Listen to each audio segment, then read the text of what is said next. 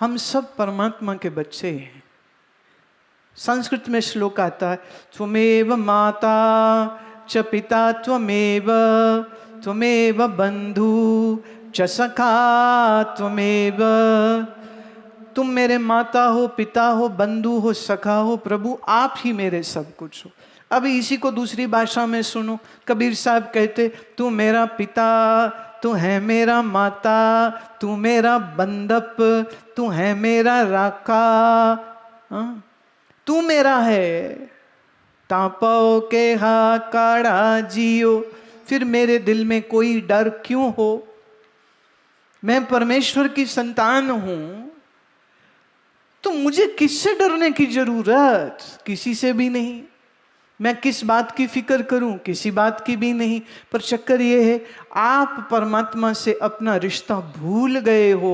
ये दुनियावी माँ बाप भाई बहन के साथ रिश्ते बना लिए हैं, अपनी ही असलियत भूल गए हो। इसलिए दुख शोक रोग भय चिंता ये सब तुम्हारे दिल में आके बैठ गया है।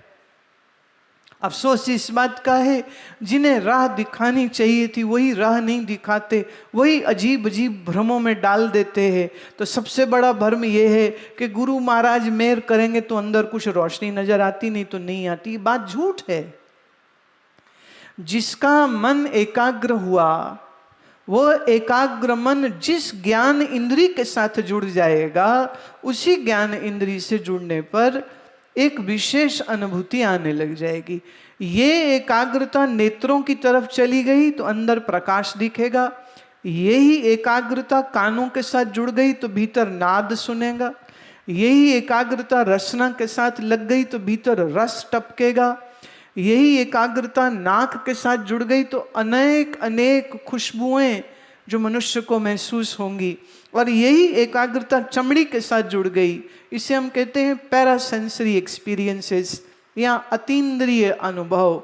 वो उसको अपनी चमड़ी के ऊपर गर्मी या ठंडक, ये अनुभूति जो है वो आने लग जाएगी। मेरे एक मित्र थे स्वामी राम कृपालु जी महाराज। वो लगभग 12 साल गोमुख में रहे। गंगोत्री नहीं, गंगोत्री से भी ऊपर 16 किलोमीटर गोमुख है। वहाँ पर जहाँ से गंगा जी निकलती हैं, उस गोमुख से भी 4 किलोमीटर और ऊपर तपोवन उसको कहते। तो अपने गुरु के साथ वो तपोवन में कोई 12 साल रहे, जहाँ -35 to 40 डिग्री टेम्परेचर हो जाता है और उनके शरीर पर सिर्फ एक लंगोटी होती थी और कोई वस्त्र नहीं, कोई स्वेटर नहीं, कोई शाल नहीं, कोई हीटर नहीं, कोई कुछ नहीं, क्योंकि घोर जंगल में रहते।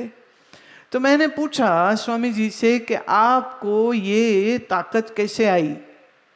अब क्या है, दोस्त दोस्त है ना, तो हमसे तो क्या पर्दा, तो अब आप हमारे अपने हो, इसलिए आपसे भी क्या पर्दा। तो उन्होंने जो बताया वो मैं आपसे कहती हूँ।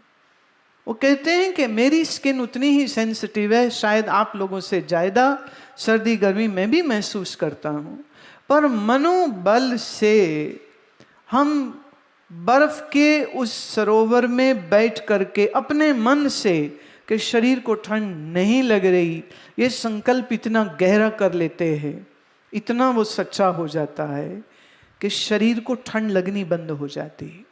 और तो और तिब्बत में कुछ एक भिक्षु, कुछ एक मंक्स, उनका ये टेस्ट होता है कि सर्दी की रात को बर्फ के ऊपर बैठ के वो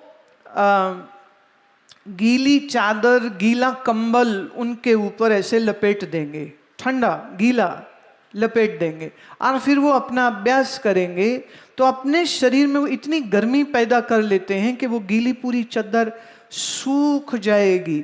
जिस दिन वो पूरी सूख जाती है उस दिन वो अपने इस इम्तिहान में पास हो जाते।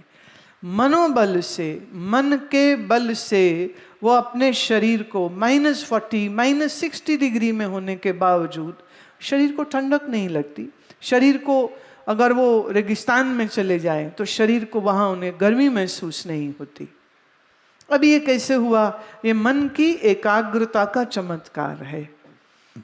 तो जब जब आपका मन एकाग्र होगा तो संभव है कि शरीर में कुछ क्रिया हो जाए। अगर ऐसा होता है तो उसके लिए मैं इतना ही सुझाव देती हूँ कि एक तो थोड़ा योगासन करिए जिससे आपका left and right brain hemisphere जो है उसकी बैलेंसिंग हो। दूसरा, ये थोड़ा सा टेक्निकल हो जाता है, मैं ज़्यादा बारीकी में मेडिकल टेक्निकलिटीज़ में नहीं जाना चाहती, इसलिए आसान करके बोल रही हूँ कि आप अब थोड़ा योगासनों को सुबह करिए, और दूसरा कुछ समय तक ये शरीर में क्रियाएं होंगी और फिर एक समय के बाद ये सब क्रियाएं होनी बंद हो जाएंगी।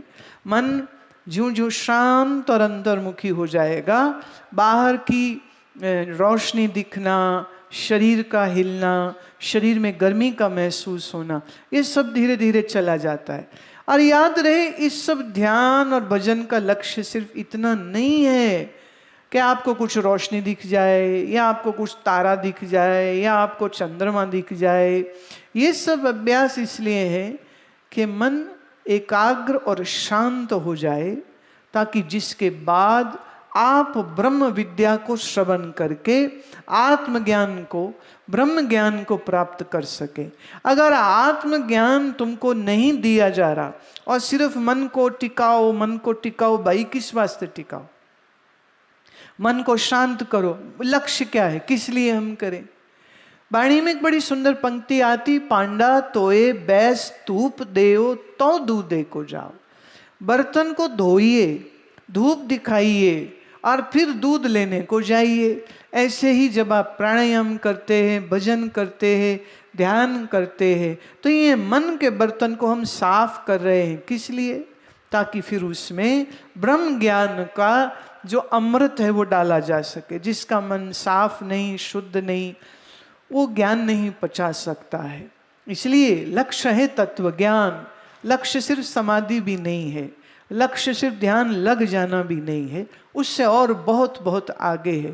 पर मुश्किल ये है कि अगर आपको ज्ञानी गुरु नहीं मिला तो फिर खाली ध्यान सिखाने वाला गुरु मिला, खाली मंत्र देने वाले गुरु मिला, तो आपको जितना वो सिखाएंगे आपको उतना ही पता है, उससे आगे का पता ही नहीं है। ज्ञानी गुरु कौन? अविनाशी सुकयापनयासन, तय जन्म मरण को कहाँ विनाशन। अपने अविनाशी आत्म स्वरूप में बैठना, ये साधना का परम लक्ष्य होता है। सिर्फ मन टिकाना परम लक्ष्य नहीं होता है।